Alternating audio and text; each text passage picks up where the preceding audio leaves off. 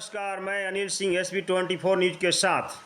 आपने black money को white करने के धंधे के बारे में सुना होगा, लेकिन अभी वाइट मनी को पहले ब्लैक और फिर वाइट करने के गोरख धंधे के बारे में सुना। इसका नाम है इलेक्टोरल बॉन्ड, यानी कि कंपनियों के 1 नंबर के पैसे को 2 नंबर के गुप्त रास्ते से पार्टियों के 1 नंबर के खाते में जमा करने की योजना। यह गोरख धंधा 2018 में शुरू हुआ था। 5 साल तक बेरोक टोक चलने के बाद अब सुप्रीम कोर्ट को इस पर सुनवाई करने का वक्त मिला है। पिछले हफ्ते ही यह सुनवाई पूरी हुई। आइए सुनते हैं विशेष इलेक्टोरल बॉन्ड्स का गोरख धंधा। राजनीतिक विश्लेषक योगेंद्र यादव एवं सुप्रीम कोर्ट के वरिष्ठ वकील प्रशांत भूषण जी की वार्ता। इंडिया का मैच हो जाता था, पर हमने सोचा अब इतने इंपॉर्टेंट मैच के लिए तो पोस्टपोन नहीं कर सकते। और ये जो इलेक्टोरल बॉन्ड्स का सवाल है, जो पूरे देश में कई साल बाद डिस्कस हुआ, क्योंकि सुप्रीम कोर्ट में आ गया था और पिछले 2 हफ्ते में सुप्रीम कोर्ट में इसमें सुनवाई हुई, तो मुझे लगा कि इस पे बात होनी चाहिए। और बातचीत करने के लिए बहुत लोगों से बातचीत हो सकती थी। अंजलि भारद्वाज और अमृता जोहरी इस पे लिख रही हैं, तमाम दूसरे एक्टिविस्ट और जर्नलिस्ट लिख रहे हैं, लेकिन प्रशांत भूषण जी से बेहतर कौन हो सकता है। तो मैंने सोचा कि प्रशांत भूषण जी से बात की जाए कि ये जो इलेक्टोरल बॉन्ड्स की स्कीम सरकार लेके आई थी अरुण जेटली जी के जमाने में, जो पिछले कई साल से लागू है, कई साल से सुप्रीम कोर्ट के सामने मामला पड़ा हुआ है, कोई चर्चा नहीं हो रही, सुनवाई नहीं हो रही थी और ये स्कीम आगे बढ़ती जा रही थी हर साल। फाइनली इसकी सुनवाई हुई, कोर्ट में पूरी हो चुकी है। अब जजमेंट की प्रतीक्षा है, लेकिन इस देश के नागरिक को अधिकार है जानने का कि हुआ क्या, ये खतरा क्या है। लोग मेरे से पूछते हैं, भाई इसमें क्या बात है, क्या पचड़ा है। तो हमने सोचा कि प्रशांत जी से इसके बारे में पूछा जाए। प्रशांत जी, स्वागत है आज की बातचीत में आपका। तो सबसे पहले हम कोशिश करेंगे ये समझने की कि इलेक्टोरल बॉन्ड नामक स्कीम है क्या। क्योंकि देखिए, लोग पार्टियों को चंदा दे सकते हैं, पहले भी दे सकते थे, आज भी दे सकते हैं। कंपनियां भी पहले पार्टियों को चंदा देती थी, व्हाइट में भी देती थी, ब्लैक में भी देती थी, और इसके नॉर्म्स थे जो पहले बदलते थे, भी दी जाती थी। तो अब क्या नई चीज हुई है? इलेक्टोरल बॉन्ड स्कीम किस मायने में जो कुछ उससे पहले प्रोविजंस थे उनसे किस मायने में भिन्न है? सबसे पहले तो आप हमें ये समझाइए। देखिए, इलेक्टोरल बॉन्ड एक नया इंस्ट्रूमेंट है। जैसे कि बैंक नोट होते हैं जी, वो कैश 500 रुपए तक का अब तो रह गया है। इलेक्टोरल बॉन्ड इन्होंने एक और तरह का नोट ही इशू किया है, जो कि बेरर बॉन्ड है, जैसे नोट होता है, जो कि 1000 से लेकर 1 करोड़ तक की डिनोमिनेशन में इशू होता है। तो सिर्फ स्टेट बैंक इशू करता है। स्टेट बैंक से जाके कोई जना भी खरीद सकता है, वो चेक से या बैंक ड्राफ्ट से या बैंक ट्रांसफर से।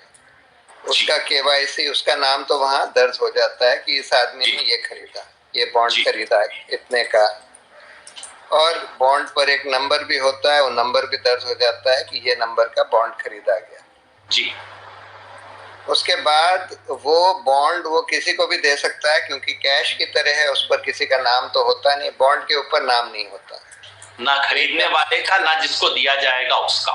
हाँ, तो किसी का इस तरह से नोट है जिस नोट पे किसी का नाम नहीं लिखा हुआ। हाँ, बिल्कुल बिल्कुल नोट की तरह है। 1 करोड़ रुपए का नोट है। और फिर आप किसी भी पॉलिटिकल पार्टी को, जिस पार्टी को नेशनल इलेक्शन में, स्टेट इलेक्शन में 1% वोट से ज्यादा मिला है, जी जी, उनमें से किसी भी पार्टी को आप वो बॉन्ड दे सकते हैं और वो लोग उसको एनकैश कर सकते हैं। ऑब्वियसली जब वो लोग एनकैश करेंगे तो स्टेट बैंक के पास ये तो इन्फॉर्मेशन आ जाएगी कि इस पार्टी ने, फला पार्टी ने इस नंबर का बॉन्ड एनकैश किया जी।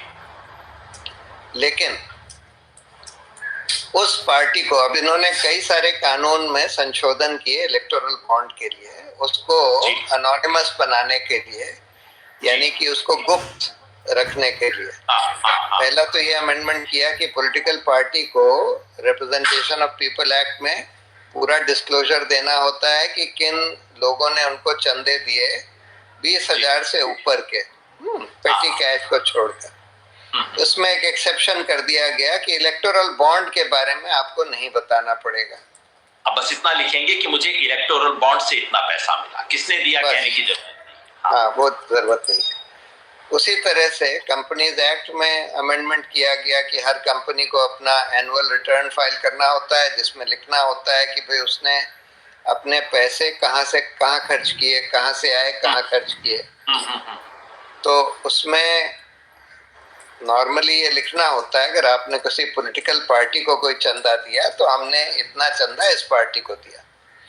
इलेक्टोरल बॉन्ड के केस में उन्होंने लिख दिया, ये लिखने की जरूरत नहीं होगी कि आपने ये बॉन्ड किसको दिया।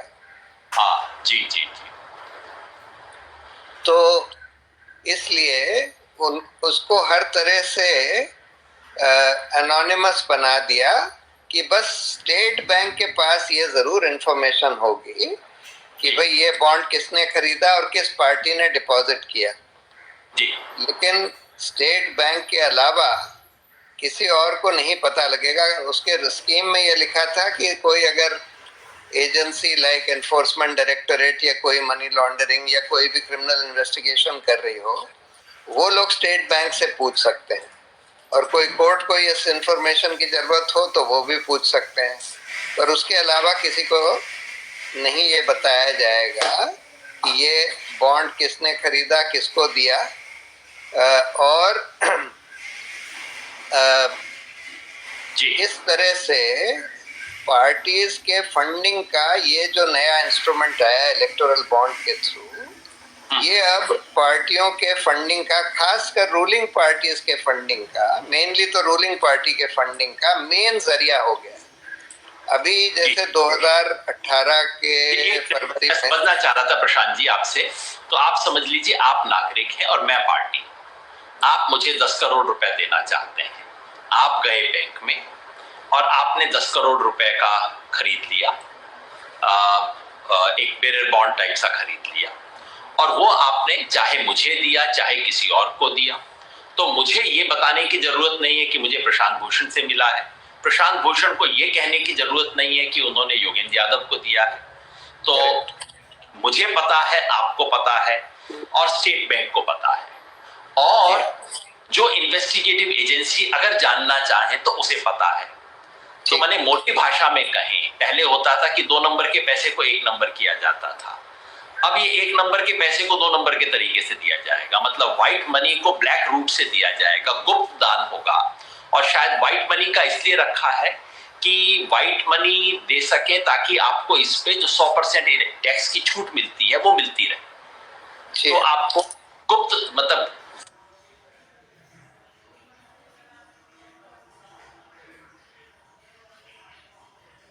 गुप्त दान देंगे, लेकिन 2 नंबर के रूट से नहीं, आपको 1 नंबर के रूट से देने की इजाजत है गुप्त दान करने की। और कहने को यह है कि सिर्फ आपको, मुझे और स्टेट बैंक को पता है, लेकिन अगर ईडी को पता है तो हमें पता है कि अगर ईडी को पता है तो किसे पता है? रूलिंग पार्टी को सब कुछ पता है। इसका मतलब ईडी को पता लग सकता है, ईडी को पता लग सकता है, अगर चाहे पता करना चाहे तो पता कर सकती है। और दूसरी इसमें एजम्पशन ये है कि स्टेट बैंक ऑफ इंडिया इतनी गुप्त बरतेगा कि प्रधानमंत्री के कार्यालय से फोन आने पे भी स्टेट बैंक उसको बताएगा नहीं, जो कि शायद ऐसा तो नहीं होता इस देश के अंदर, ये तो चीजें बड़े खुल के होती हैं।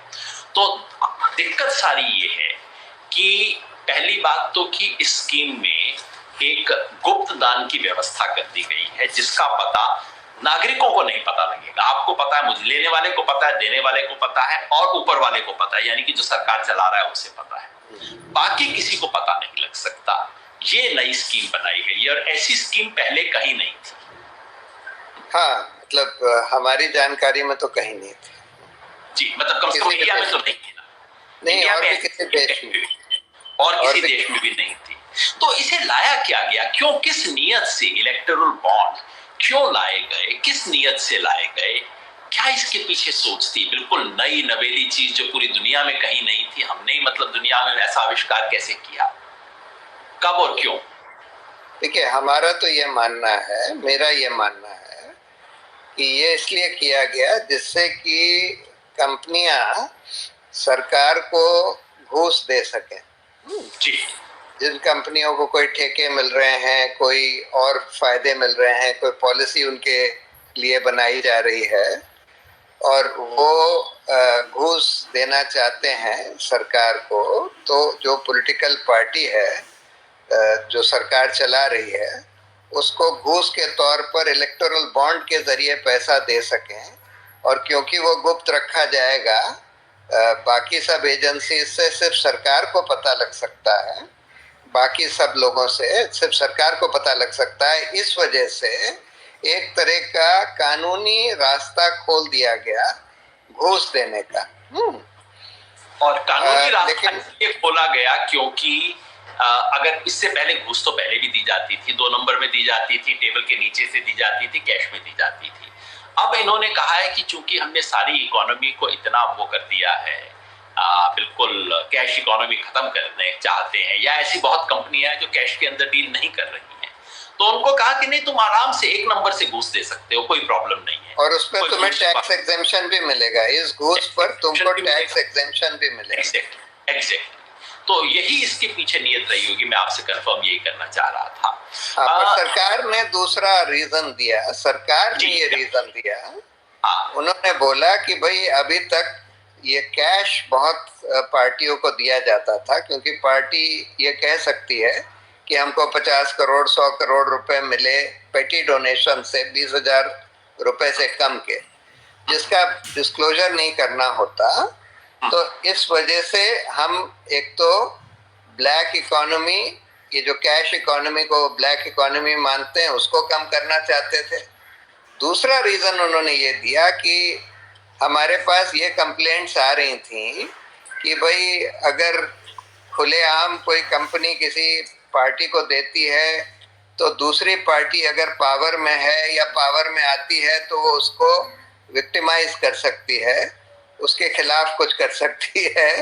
और इस वजह से हम ये चाहते थे कि भाई कंपनियां आराम से दे सकें, उनको कोई हिचकिचाहट ना हो, जिस पॉलिटिकल पार्टी को पैसा देना चाहते हैं इसकी हिचकिचाहट ना हो कि ये पैसे देने से दूसरी पार्टी जो पावर में है या पावर में आती है बाद में, वो उनको विक्टिमाइज कर सके। ये उन्होंने रीजन दिया। उस समय मुझे लगता है वो कहते हैं ना, हाय मैं मरना चाहूं ऐसी बातें सुन के, इतनी खूबसूरत इतनी मासूम बातें।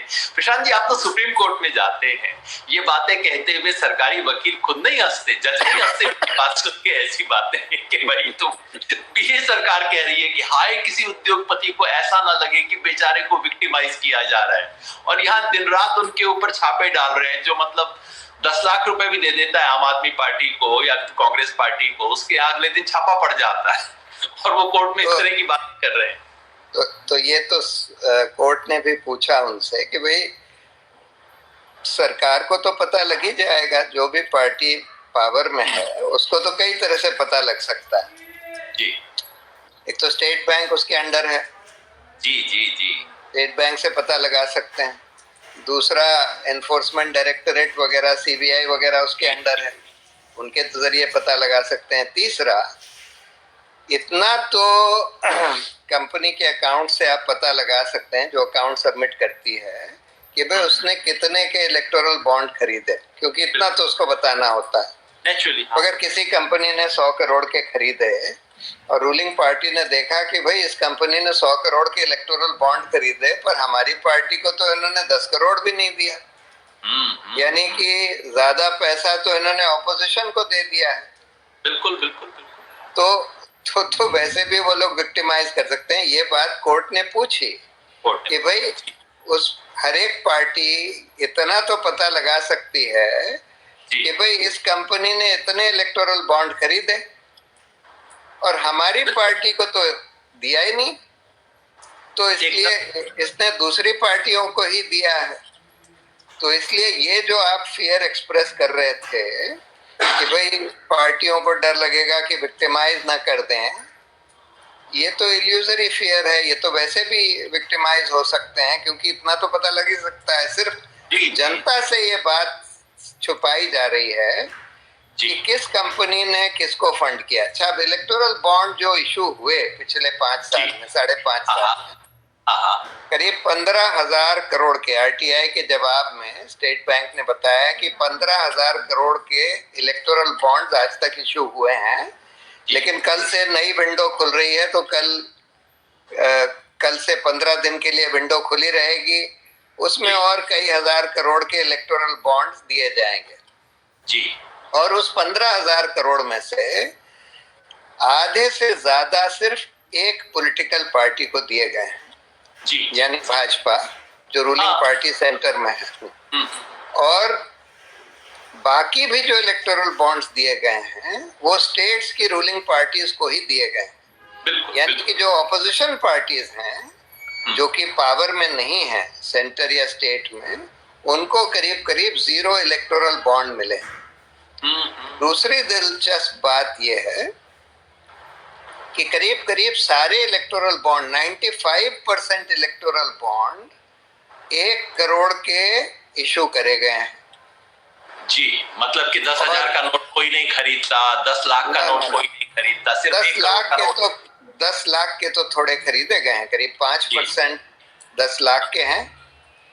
1 लाख, 10 लाख और 1 करोड़ इतने के ही सिर्फ खरीदे गए हैं, उससे नीचे के तो हार्डली कोई खरीदे गए हैं, वर्चुअली 0। सो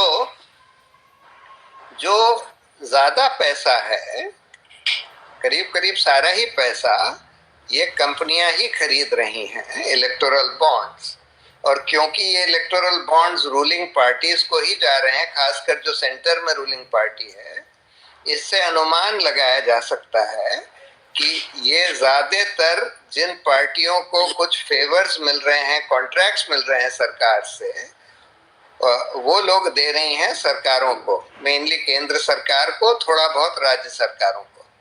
और 2 केसेस हम लोगों ने साइट करे थे, एक तो वेदांत जो कंपनी है जी, वेदांत लिमिटेड, जो स्टरलाइट वगैरह कंपनी चलाती है, हाँ, जो खदानें वगैरह चलाती हैं जी, उन्होंने काफी इलेक्टोरल बॉन्ड खरीदे हैं, 400 करोड़ से ज्यादा के, वो उन्होंने डिस्क्लोजर किया था, और उनको बहुत सारे माइनिंग कॉन्ट्रैक्ट्स वगैरह दिए गए हैं। दूसरी बात, एक और कंपनी थी IFB एग्रो करके, उसने तो अपने बाकायदा बोला था एक जगह कि भाई हमारे बहुत सारे एक्साइज इश्यूज आ गए थे, तो इसलिए हमने 40 करोड़ के इलेक्टोरल बॉन्ड्स खरीद कर दिए हैं। बाकायदा बोल दिया। जी जी जी जी। तो मतलब मोटे तौर पे ये निष्कर्ष निकालें कि ये मोटी रकम ट्रांसफर करने के लिए बने हैं, छोटी रोजगार चेंज के लिए नहीं बने हैं। मोटी आसामी से रूलिंग पार्टी को मोटी रकम देने के लिए और 1 नंबर का पैसा 2 नंबर के रूट से देने के लिए बने हैं। बिल्कुल बिल्कुल। मोटे तौर पे देखिए, 1 नंबर का भी पैसा नहीं है, ये सरकार की तरफ से बोला गया कि देखिए ये इसलिए बनाए गए हैं जिससे 1 नंबर का पैसा ही दिया जाए, लेकिन मैंने बताया कि देखिए, कोर्ट ने भी बोला कि मान लीजिए कोई कंपनी जो है 100 लोगों से कहती है कि भाई तुम लोग 10-10 लाख के या 1-1 करोड़ के बॉन्ड खरीद लो, हम तुमको कैश दे देंगे और तुम हमको ये बॉन्ड दे दो जिससे कि हम पार्टियों को दे सकें। तो ये तो वही हो गया ना कि आप इसको आप कैश से ही इफेक्टिवली खरीद रहे हैं, और उसमें आपको एग्जेम्पशन भी मिल जा रहा है, या नहीं, एग्जेम्पशन तो नहीं मिलेगा, लेकिन आप कैश से खरीद सकते हैं, एग्जेम्पशन नहीं मिलेगा। दूसरी बात, बहुत सारी इसके साथ 2 और चेंजेस करे गए। देखिए, ये इलेक्टोरल बॉन्ड जो है 2017 के फाइनेंस एक्ट से लाया गया जी। उसी 2017 के फाइनेंस एक्ट में एक और चीज लाई गई कि जो कंपनियों के डोनेशन पर एक लिमिट थी कि आप ज्यादा से ज्यादा अपने लास्ट 3 इयर्स की इनकम का 7.5% एवरेज प्रॉफिट जितना हुआ है वही आप पॉलिटिकल डोनेशन के तौर पर दे सकते हैं। वो लिमिट पूरी हटा दी गई, वो लिमिट पूरी हटा दी गई। अब कोई कंपनी जो बिल्कुल शेल कंपनी जिसको कहते हैं ना, जिसकी कोई बिजनेस नहीं है, कोई इनकम नहीं है, अब जैसे अडानी के केस में उन्होंने ओवर इनवॉइसिंग से कम 25,000 करोड़ रुपया हिंदुस्तान के बाहर ले गए और टैक्स हेवंस में कंपनियों, विनोद अडानी उनके भाई की कंपनी में जमा कर दिया। जी, ऐसी और रिपोर्ट्स हाँ, बहुत सारी रिपोर्ट्स आ गई हैं। और उन कंपनियों ने फिर हिंदुस्तान में आकर शेल कंपनीज खोली और उनके जरिए अडानी की कंपनी के ही शेयर्स खरीद लिए। एक अमेंडमेंट इन्होंने 2016 के फाइनेंस एक्ट से किया, जो कि फॉरेन कंट्रीब्यूशन रेगुलेशन एक्ट का अमेंडमेंट। हम लोगों ने केस किया था जिसमें कांग्रेस और भाजपा दोनों को पकड़ लिया था वेदांत की एक लंदन की कंपनी से फॉरेन डोनेशन लेते हुए। उनकी सब्सिडियरी एक थी स्टरलाइट इंडिया में, 100% सब्सिडियरी एक लंदन की कंपनी की, उसके जरिए इन्होंने डोनेशंस लिए थे दोनों पार्टियों ने।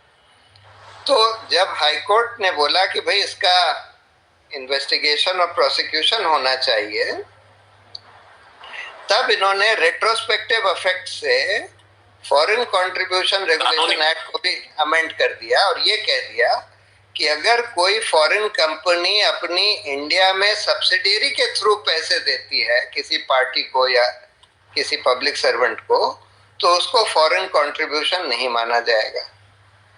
यानी कि मतलब ये तो तेहरा मार हो गया। मैं एक बार जरा समझा दूं लोगों को। पहली बात तो ये कि भाई मैंने कितना पैसा पार्टी को दिया किसी को पता नहीं लगेगा। दूसरा ये कि अगर मेरी इनकम जीरो है लेकिन मैं 100 करोड़ रुपए दे रहा हूं तब कोई एतराज नहीं कर सकता। पहले ये था कि भाई आपकी इनकम 100 करोड़ की होगी तो आप 7.5 करोड़ रुपए से ज्यादा किसी पार्टी को नहीं दे सकते। अब कोई मतलब नहीं है, मेरी इनकम जीरो है, मेरा कोई बिजनेस भी नहीं है, फिर भी मैं 100 करोड़ दे रहा हूँ, 50 करोड़ दे रहा हूँ, कोई इसके ऊपर पाबंदी नहीं। और तीसरी इसलिए शेल कंपनियों को भी आपने खोल दिया कि शेल कंपनी भी दे सकती है। बिल्कुल। और तीसरा ये कि विदेशी कंपनियां, ये जो बड़ी राष्ट्रवाद की बात होती है, बीजेपी ने विदेशी कंपनियां अपनी भारतीय सब्सिडरी, अपनी मतलब जो भारतीय दुकान है उसके माध्यम से चाहे जितना मर्जी पैसा विदेशी पार्टियों को दे सकें। तो जो चीन और विदेशी कंपनी से ले सके, विदेशी कंपनी से ये विदेशी कंपनी चाहे तो कितना भी पैसा किसी पॉलिटिकल पार्टी, मान लीजिए उदाहरण के तौर पे अगर कोई चीन की कंपनी मान लीजिए बीजेपी को पैसा देना चाहती है और अपनी इंडियन सब्सिडरी के जरिए उसकी जेब में डाल देगी, वो उठा के बीजेपी की जेब में डाल दे, तो इसमें कोई अब एतराज नहीं है। अभी इसको लीगल कर दिया है बीजेपी ने, जो बड़ी राष्ट्रवाद की बात करती है। तो इसके जरिए ये जो पैसा, जो ब्लैक मनी है, जो ओवर इनवॉइसिंग से हिंदुस्तान से निकाला गया और टैक्स हेवन में एक कंपनी में डिपॉजिट कर दिया गया जी, और उस कंपनी ने हिंदुस्तान में अपनी सब्सिडियरी खोल ली और उसकी सब्सिडियरी के जरिए पैसा दे दिया, तो वो सब लीगल हो जाएगा।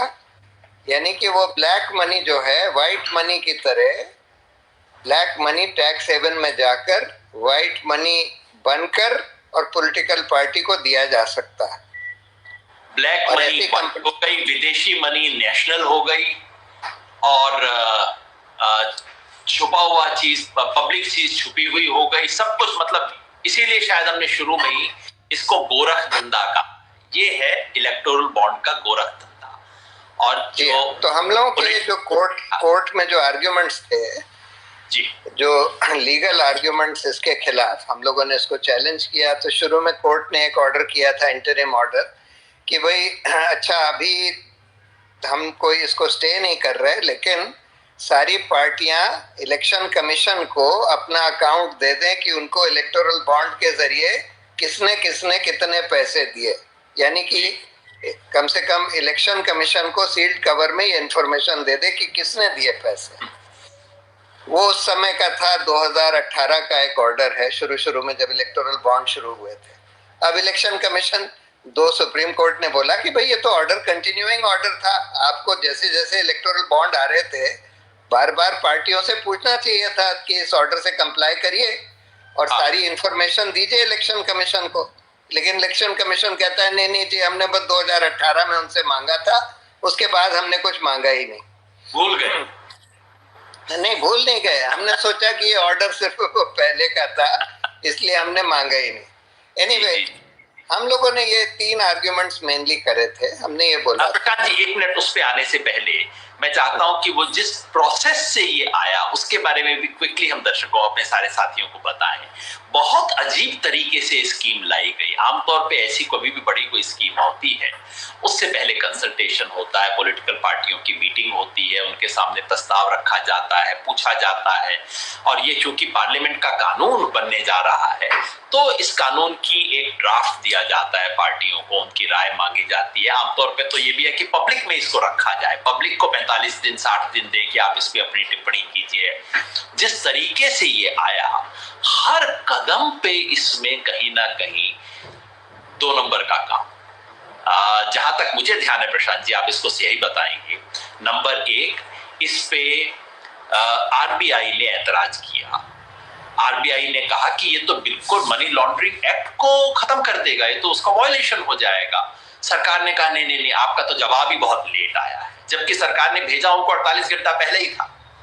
इसके ऊपर इलेक्शन कमीशन ने ऐतराज किया, इसके ऊपर सरकार के अपने लॉ डिपार्टमेंट ने ऐतराज किया, लॉ मिनिस्ट्री ने ऐतराज किया, और इसके बारे में पॉलिटिकल पार्टीज को ड्राफ्ट नहीं दिखाया गया, बस उनको कहा गया कि ऐसी एक स्कीम लाने जा रहे हैं, आपका क्या विचार है।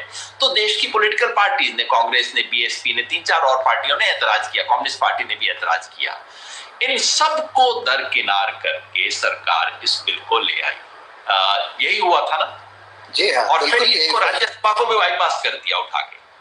जी हाँ, मनी बिल के जरिए ले आए। मनी बिल तो सिर्फ बजट होता है, अब बजट में ही ये सारे अमेंडमेंट्स ले आए, income tax act, reserve bank act, representation of people act, companies act, foreign contribution regulation act, सारे में ये सारे अमेंडमेंट्स फाइनेंस बिल के थ्रू कर दिए, बजट के थ्रू यानी कर दिए। जबकि बजट के थ्रू सिर्फ वही चीजें कर सकते हैं जो बजट से जिसका कुछ संबंध हो। इन सब चीजों का बजट से कोई संबंध नहीं था, तो शुरू से कर दिया। नीति छुपाने की नीयत, एक चोर दरवाजे से काम करना, और कहीं ना कहीं राज्यसभा में उनकी मेजोरिटी नहीं थी, तो राज्यसभा नहीं ले जाना चाहते थे। जी जी जी जी। अब आप बता रहे थे कि आपने क्या क्या ऐतराज फिर वहां कोर्ट में उठाए। बिल्कुल, तो 3 आर्ग्यूमेंट्स थे हमारे। एक तो ये था कि देखिए, राइट टू इंफॉर्मेशन, सूचना का अधिकार, पॉलिटिकल पार्टियों की फंडिंग के बारे में, ये जनता का मौलिक अधिकार है। सुप्रीम कोर्ट ने तो ये भी कह दिया था कि भाई जनता को ये भी जानने का मौलिक अधिकार है कि भाई हर कैंडिडेट के एसेट लायबिलिटी कितने हैं, जी जी जी, हर कैंडिडेट के क्रिमिनल एंटीसीडेंट्स कितने हैं।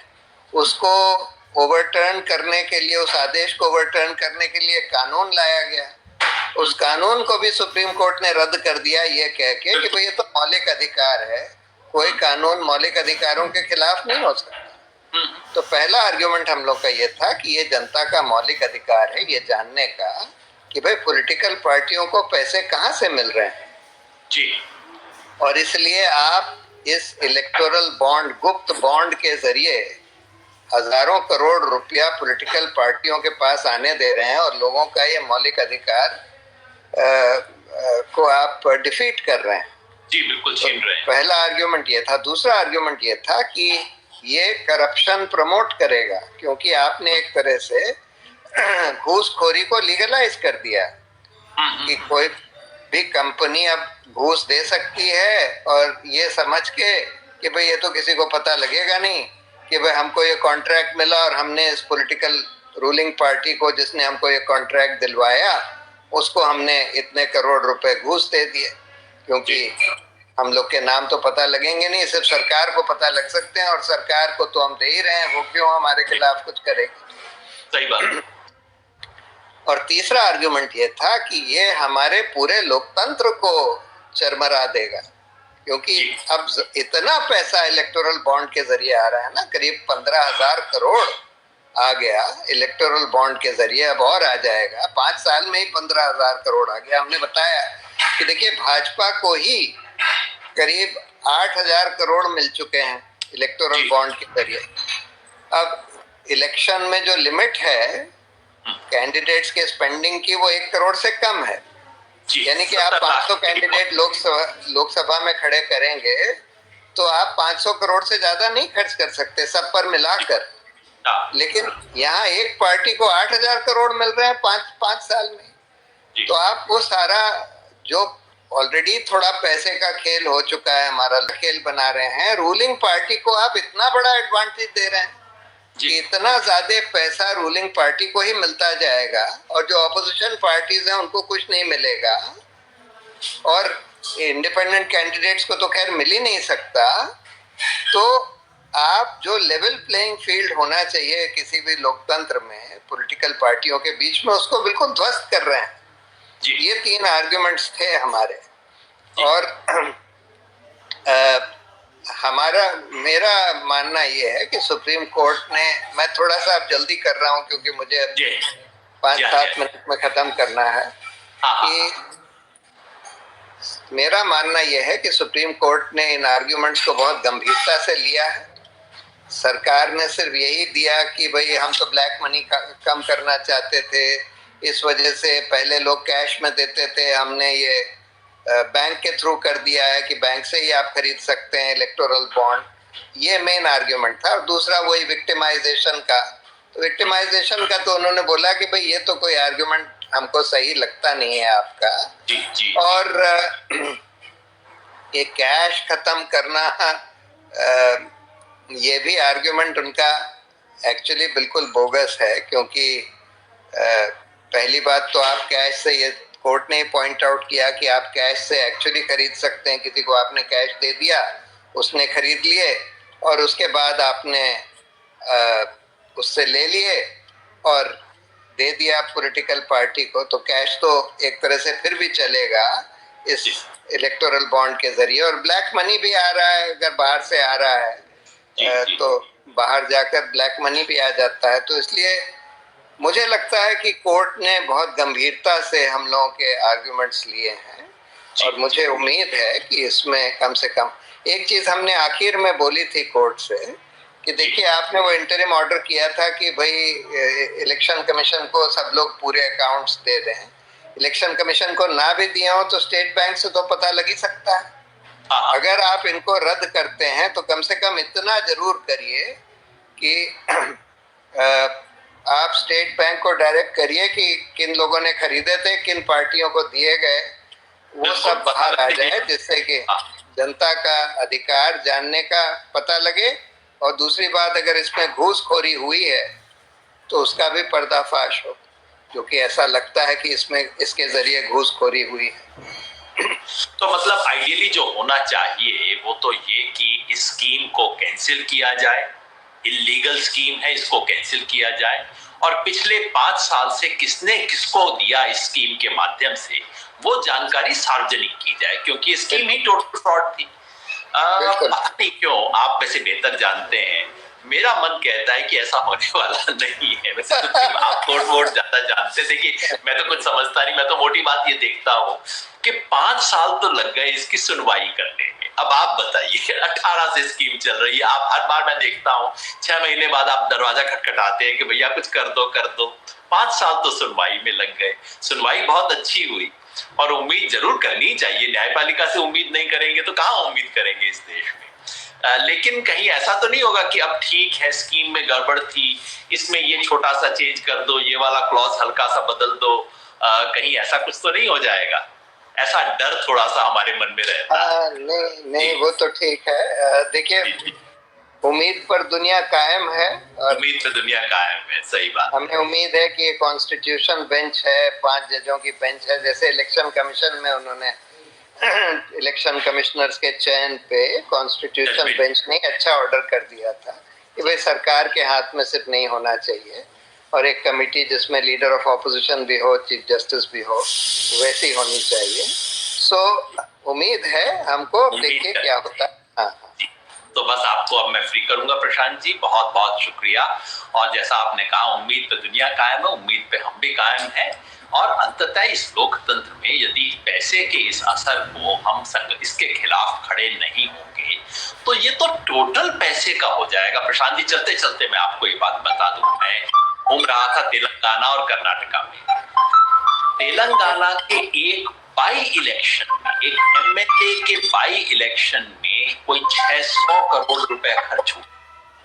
और इलेक्शन हो रहा है, लोग कह रहे हैं हर असेंबली में जिसके पास 100 करोड़ नहीं है वो तो मतलब इलेक्शन क्या लड़ेगा।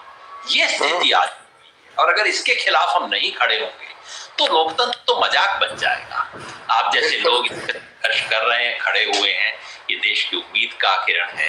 तो देखते हैं सुप्रीम कोर्ट का जजमेंट क्या रहता है, और उस जजमेंट के बाद एक बार फिर प्रशांत जी से बात करेंगे समझने के लिए कि जजमेंट क्या था, उसके इम्प्लीकेशंस क्या है, और राजनीति में लोकतंत्र धनतंत्र न बन जाए उसको रोकने के लिए हम क्या कर सकते हैं। बहुत बहुत शुक्रिया, नमस्कार। Thank you Yogen ji.